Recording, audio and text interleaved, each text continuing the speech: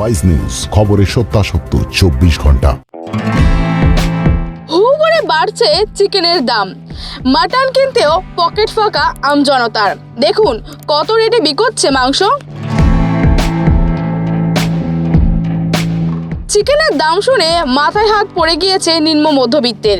এদিকে মাটনের দাম তো প্রায় সবসময় চড়া থাকে, ফলে খাসির মাংস নিয়মিত কিনে খাওয়া সম্ভব হয় না অনেকের পক্ষেই। এবার চিকেনের দামেও যেন আগুন ঠেকেছে।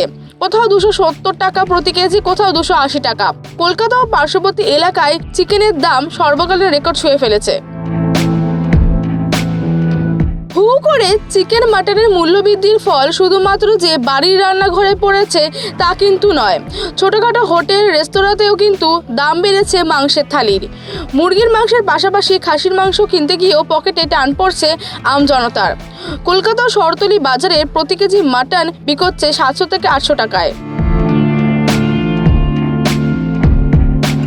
অন্যদিকে মুরগির মাংসের দাম যে লাগাম ছাড়া হয়েছে তা স্বীকার করে নিয়েছে ওয়েস্ট বেঙ্গল পোলট্রি অ্যাসোসিয়েশন সাধারণ সম্পাদক মদন মাইতি।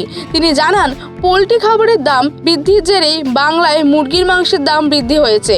মুরগির খাবার হিসেবে ব্যবহৃত হয় ভুট্টার দানা, যা এখন ইথানল শিল্পে ব্যবহার করা হচ্ছে। সুতরাং মুরগির খাবারের কিছুটা ঘাটতি পড়েছে ভুট্টার দানার। এই বিষয়ে মদন মাইতি বলেছেন, রাজ্য সরকারের উদ্যোগে ভুট্টা চাষ আগের থেকে অনেক বেড়েছে, কিন্তু তাও আমদানির উপর নির্ভর করতে হচ্ছে।